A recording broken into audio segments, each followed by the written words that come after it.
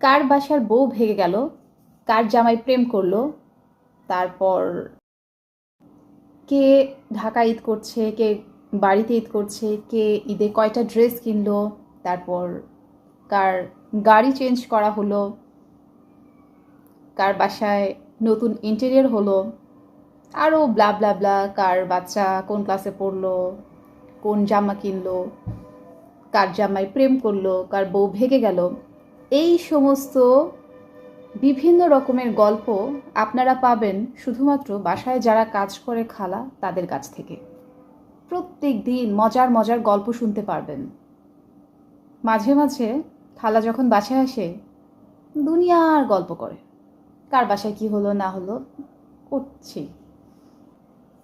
তো এরকম কাহিনী কিন্তু তাদেরকে জিজ্ঞেস করতে হয় না, নিজ থেকেই পক পক পক পক করে বলতে থাকে যে খালা আজ জানেন এটা হয়েছে